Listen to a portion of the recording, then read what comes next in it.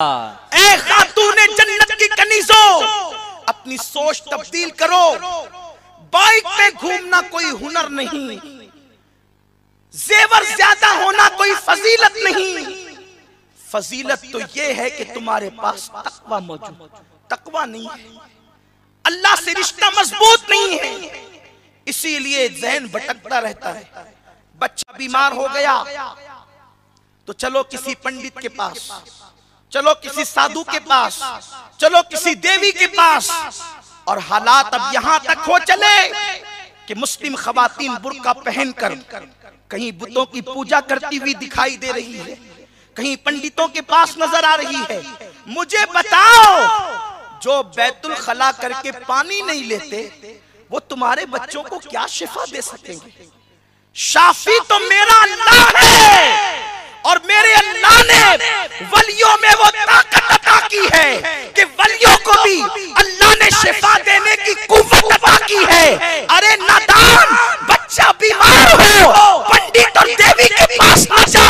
बच्चा बीमार हो मेरे गौस को पुकार। अरे जो मुर्दे को जिंदा कर सकते हैं, क्या उनकी दुआ से तेरे बच्चे को शिफा नहीं मिल सकती? सुभान अल्लाह। नारे तकबीर, नारे रिसालत। ऐ खातूने जन्नत की कनीज़ो, अपनी सोच को बदलो, अपनी फिक्र को बदलो, गलत रसूमात से बचो।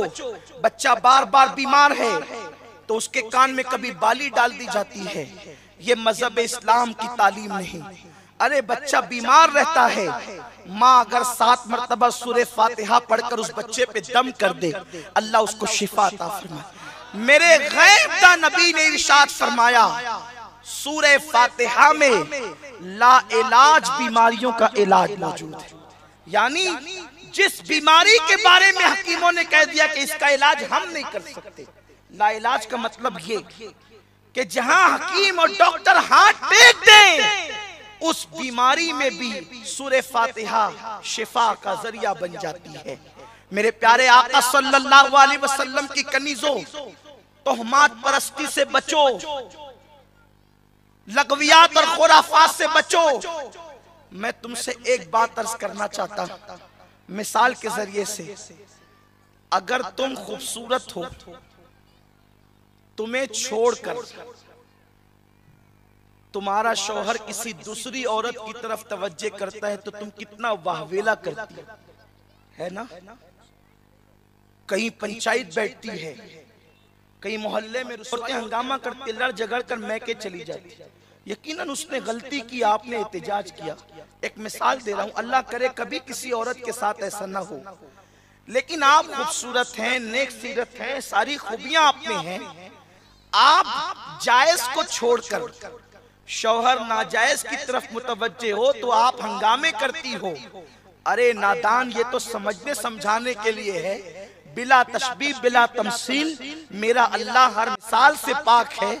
अगर तू खूबसूरत हो और जायज को छोड़कर नाजायज की तरफ तेरे शौहर तवज्जे करे तो तुझे बर्दाश्त नहीं होता। जो अल्लाह अहकमुल हाकिमीन है, जमीन और आसमान का पैदा करने वाला, चांद और सूरज का पैदा करने वाला, नबियों को अता करने वाला, सहाबा की झोली भरने वाला, वलियों को खैरात देने वाला, अच्छे बुरों को पालने वाला, कायनात का पालन हारे हकीकी, मरीजों को शिफा देने वाला, सेहतमंदों को बीमारी देने वाला, अल्लाह अकबर, रात लाकर दिन को समेटने वाला, दिन लाकर रात को समेटने वाला, पहाड़ों को पैदा करने वाला, कलियों को मुस्कुराहट का शऊर देने वाला, भौरों को गुनगुनाहट का अंदाज देने वाला, आबशार को रवा करने वाला, बलखाती नदियों को पैदा करने वाला, समुंदर की तुगयानी को पैदा करने वाला, सीप में मोती पैदा करने वाला, मुर्ग को वक्त पर बांध का तसव्वुर देने वाला, अल्लाह अकबर, रात को सितारे जगमगाने वाला, दिन को सूरज निकालने वाला, चांद को पतला सा निकाल कर फिर बड़ा बड़ा करके बदरे कामिल करने वाला, फिर घटा घटा करके चांद को खत्म करने वाला कौन है? वो मेरा तुम्हारा अल्लाह है। अरे मुस्तफा जाने रहमत ने जब उस अल्लाह से हमारा रिश्ता जोड़ दिया है तो फिर हमें साईं बाबा की तस्वीर की जरूरत क्या है? हमें किसी मूर्ति की तस्वीर की जरूरत क्या है? हम मूर्ति के पुजारी नहीं है, हम खुदाए वादहू वहदहू ला शरीक की इबादत करने वाले हैं। हमारा अल्लाह वो अल्लाह है जो मुर्दों में जिंदगी पैदा करता है, जो जिंदों को मौत अता करता है, जो माँ के पेट में बच्चे की शक्ल बनाता है। ऐ माँ, तुझे खुद को नहीं मालूम क्या कभी तुझे एहसास हुआ कि किसी का हाथ तेरे पेट में शक्ल बना रहा है? पेट वाली को एहसास नहीं है कि कोई शक्ल बना रहा है, और मेरा अल्लाह शक्ल बनाता है पता भी नहीं चलता। और फिर कभी बच्चा दादा की शक्ल पे होता है, कभी दादी की शक्ल पे होता है, कभी भाई की शक्ल पे होता है, कभी माँ की शक्ल पे होता है। कभी ऐसा हुआ कि किसी का हलाली बच्चा पड़ोसी की शक्ल पे चला गया। वो कौन है जो तुम्हारे बच्चों को तुम्हारी खानदान की शक्ल अता करता है? वो मेरा अल्लाह वहदहू ला शरीक है। ऐसे खुदा को छोड़कर, ऐसे खुदा को छोड़कर हम सीरियलों के अंदर अगर किसी बुत की फजीलत बयान कर दी जाए तो माज़अल्लाह हम उनके पीछे पड़ जाएंगे। ला इलाहा इल्लल्लाह। और फिर सोचो, जब तुम जायज को छोड़कर तुम्हारा शोहर नाजायज की तरफ जाए तो तुम वाहवेला करती हो। खुदाए वादहू को छोड़कर तुम तस्वीरों की तरफ जाओगी तो अल्लाह तबारक व तआला इसको कैसे गवारा फरमाएगा? उसने तो कानून बनाया है, मेरे अल्लाह का कानून है। वो हर गुनाह माफ करेगा लेकिन शिर्क कभी माफ नहीं करेगा। साईं बाबा का मजहब क्या, मसलक क्या, इससे सर्फ नजर करते हुए एक बात कहना चाहता हूँ। जब हम अपने नबी की पूजा नहीं करते,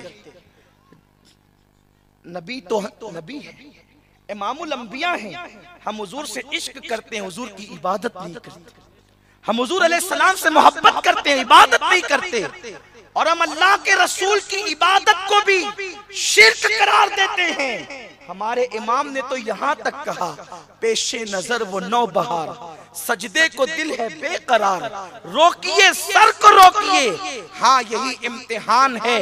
अल्लाह अकबर। जब अल्लाह के रसूल की इबादत जायज नहीं है, जब वलियों की गौसुल आजम की हम इबादत नहीं करते, तो फिर हम साईं बाबा की तस्वीर के आगे हाथ क्यों जोड़ करके खड़े रहे? सिर्फ इसलिए कि सीरियल में दिखाया जा रहा है वो फुला जाकर के मन्नत मानी तो उसको फायदा हो गया। आपका मजहब सीरियल नहीं है, आपका मजहब कुरान में मौजूद है। वो अल्लाह जो बारिश बरसाए, वो अल्लाह जो बारान रहमत का नुज़ूल करे, उसे छोड़कर और सुनो तुम अपनी दुनिया और आखिरत को तबाह कर रही हो। एक दिन तुम्हें मौत आने वाली है, शिर्क कभी माफ नहीं होगा। इसलिए अल्लाह की बारगाह में सच्चे दिल से तौबा करो। घरों में अगर मूर्तियों की तस्वीरें हैं निकाल दो, अगर सीरियलों के अंदर भजन बजते हो निकाल दो, इसलिए कि अल्लाह रब्बुल इज्जत के हबीब अलैहिस्सलातु व तस्लीम ने मना फरमाया है। अल्लाह अकबर। यहाँ तक के अगर कोई भजन को खुश रह करके सुनेगा तो वो भी काफिर हो जाएगा। ईमान की तरफ आओ। मुसीबतें तो आती जाती रहती है, और जब तुम शिर्क की तरफ जाओगी मेरी बहनों, तो तुम्हारे बच्चे ईमान की तरफ कैसे आएंगे? कल की माएं कैसी थी? बच्चों को तौहीद पिलाती थी, बच्चों को रिसालत का अकीदा पिलाती थी, बच्चों को मोहब्बत रसूल पिलाती थी। मेरे आका सल्लल्लाहु अलैहि वसल्लम की कनीजों, हत्ता कि माँ की कोशिशों की बुनियाद पर और तरबियत की बुनियाद पर बच्चे विलायत की मंजिल हासिल करते थे। कैसी वो माएं थी, आओ जरा उनमें से एक माँ का जिक्र करें। एक बुजुर्ग है जिनका नाम तैफूर है, उन्हें दुनिया बायजीद बुस्तामी के नाम से जानती है। हजरत बायजीद बुस्तामी सैयदना जुनैद बगदादी कहते हैं, बायजीद का मकाम वलियों में ऐसा जैसे फरिश्तों में जिब्रील का मकाम। बायजीद बुस्तामी नन्हे से बच्चे थे कि उनके वालिद का इंतकाल हो गया। आप नन्ही सी उम्र है, बाप का इंतकाल हो गया। अब गौर फरमाएं, आज की मां कहती है मेरा बेटा डॉक्टर बने, मेरा बेटा टीचर बने, मेरा बेटा इंजीनियर बने, मेरा बेटा फुला बने, फुला बने, फुला बने। ऐ माँ, मैं तुझे कभी नहीं कहूंगा कि तेरा बेटा डॉक्टर न बने, यकीनन अल्लाह करे तेरा बेटा डॉक्टर बने। तेरा बेटा टीचर बने, तेरा बेटा बने, तेरा बेटा सब बने, लेकिन ऐ माँ मैं तुझसे पूछना चाहता हूँ वो डॉक्टर बनकर क्या करेगा? दुनिया में तेरे लिए इज्जत का जरिया तो होगा, लेकिन जब तू मरेगी तो तेरा नमाज जनाजा पढ़ने के काबिल भी नहीं होगा। इसलिए माँ तू डॉक्टर बनाने से पहले अपने बेटे को मुसलमान बना, अपने बेटे को मोमिन बना, आकाए करीम सल्लल्लाहु अलैहि वसल्लम का वफादार बना। देख ए माँ, दुनिया तो चंद दिन की है, लेकिन आखिरत में वही कामयाब होगा जिसने दुनिया में अपनी औलाद की अच्छी तरबियत की होगी। माए फिक्र करो कि बेटे के दिल पर नाम मुस्तफा लिख दो। ये दिल बच्चे के कोरे कागज की तरह होते हैं। कोरे कागज पे पहले जो लिख दिया जाता है वो लिख दिया जाता है, जब उसे भर दिया जाए तो फिर उस पर और कुछ लिखने की गुंजाइश नहीं होती। बर्तन जब खाली हो उसमें चाहे पानी डालो, चाहे शहद डालो, चाहे दूध डालो, चाहे मिट्टी डालो, जब बर्तन भर जाएगा फिर उसके ऊपर से आप कुछ नहीं डाल सकते। ये दिल बच्चों के खाली बर्तन की तरह है। अगर इसमें कुछ डालना है तो ईमान डाल दो, मोहब्बत रसूल डाल दो, अल्लाह की मोहब्बत डाल दो, वलियों की मोहब्बत डाल दो। इस दिल को इतना पूर कर दो कि फिर किसी की मोहब्बत की गुंजाइश न रहे। जब तुम आका के वफादार बना दोगी औलाद को तो तुम्हारी औलाद तुम्हारी भी वफादार होगी। वरना बेटा डॉक्टर बनकर जिस दिन बहू आएगी तेरे बुढ़ापे में तुझे छोड़ करके चला जाएगा। क्योंकि डॉक्टर को यह तो पढ़ाया जाता है कि किस दर्द में कौन सा मेडिसिन लिया जाता है, किस बीमारी में कौन सा इंजेक्शन लगाया जाता है, लेकिन कॉलेज में डॉक्टर को यह नहीं पढ़ाया जाता कि माँ के कदमों के नीचे जन्नत है। अल जन्नतो तहता अक़दामिल उम्महात अगर कहीं पढ़ाया जाता है तो वो मुस्तफा जाने रहमत की तालीमात में पढ़ाया जाता है। इसलिए ऐ माँ, अगर तू अपने बेटे को सब कुछ बनाने का ख्वाब देख रही है तो बिल्कुल तेरा हक है, हर माँ की तमन्ना है, लेकिन पहले उसे वो बना जो रसूल चाहते हैं, पहले उसे वो बना जो अल्लाह चाहता है। हजरत बायजीद बुस्तामी बचपन में यतीम हो गए, बाप का साया सर से उठ गया। जब बचपन में बाप का साया सर से उठता है तो वो दिन बड़े तल्ख और बड़े खतरनाक होते हैं, लेकिन अगर माए बाहिम्मत हो तो फिर औलाद की परवरिश होती है। हजरत बायजीद बुस्तामी की अम्मी की तमन्ना थी कि मेरा बेटा आलिम बने, और सिर्फ आलिम ही नहीं बने। आपने अपने नन्हे से बेटे के लिए खूब प्लान बनाया, खूब प्लान बनाया, और आपको पता चला कि करीब ही हमारे शहर बस्ताम के अंदर एक बहुत बड़े बुजुर्ग रहते हैं, वो आलिम भी बना सकते हैं और वली भी बना सकते हैं। तो आप अपने बच्चे का हाथ पकड़कर नन्हे से बायजीद को ले गई, कहा बाबा मेरी तमन्ना है, शौहर का इंतकाल हो गया है, एक ही बेटा है, अब दो आंखें हो, एक फूट जाए तो दूसरे से देख सकते हैं, लेकिन जिसकी आंख ही एक हो वही फूट जाए तो क्या होगा। तो मैं अपने बच्चे को लाई हूं, इसको आलिम बनाइए, और आलिम बनाकर जब तक ये वली ना बने इसको छुट्टी नहीं देना। बुजुर्गों ने फरमाया ये तो बहुत बड़े इम्तिहान की बात है, इसलिए कि विलायत कोई जलेबी भजिया तो है नहीं कि आप कहीं से खरीद कर उसे तकसीम करना शुरू कर दें। बड़े बड़े औलिया की औलाद वली न हुई, और कभी कभी चोर भी वली बन गया, ये उसके कर्म की बात है। मुझे बात याद आती है, हजरत बहलूल दाना, हारून रशीद बहुत चाहता था कि हजरत बहलूल उसके घर आए।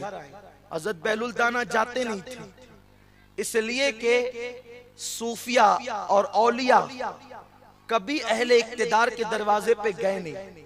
क्यों नहीं गए? क्यों नहीं गए? इसलिए कि जिसका ताल्लुक बादशाह हकीकी से जुड़ जाता है फिर कासा लेसों से उनका ताल्लुक क्या है। असल तसव्वुफ ये है कि दुनिया से तुम अपने आप को दूर कर लो, दुनिया तुम्हारे दिल में ना आए। आज हैरत है, हम दीन के नाम पर खुदा जाने क्या क्या करते हैं। तो हज़रत बहलूल दाना को बहुत बुलाया जाता था, आते नहीं थे। एक दिन हारून रशीद ने कहा एक काम करो, ये बहलूल हमारे घर के सामने से रोजाना गुजरते हैं, आते नहीं, कपड़े का थान बिछाओ और जैसे ही वो अपनी धुन में कपड़े पे पैर रखें, दोनों तरफ से कपड़े का थान उठा लेना, हमारे महल के अंदर आ जाएंगे। नहीं आते तो हम उठवा लेंगे उनको। बहलूल अपनी मस्ती में चलते हुए आए, कदम रखा कपड़े के थान पे, ऊपर की मंजिल पर सिपाही खड़े थे, जल्दी जल्दी से कपड़ा समेटा और बहलूल हल्के फुल्के जिस्म के आदमी ऊपर चले गए, हारून रशीद के सामने पेश कर दिया। हारून रशीद उनको देख करके गुम था कि बहुत कुछ पूछना चाहता था, अभी क्या पूछूं, बहुत कुछ पूछना था लेकिन कुछ पूछ नहीं सका। सोचा चलो कुछ नहीं तो एक तो सवाल पूछें जिससे दुनिया आखिरत सवर जाए। कहा बाबा ये बताएं अल्लाह तक पहुंचते कैसे हैं, उसके वली कैसे बनते हैं? आपने हंस करके कहा कोई वली बनता नहीं है, कोई उस तक पहुंचता नहीं है। हारून रशीद जैसे कपड़े के थान पे तूने मुझे उठवा लिया ना, जब वो चाहता है तो अपनी रहमत के थान पे ऐसे उठा करके अपनी कुर्बत अता कर देता है, वो यूं ही शान से मकाम विलायत देता है।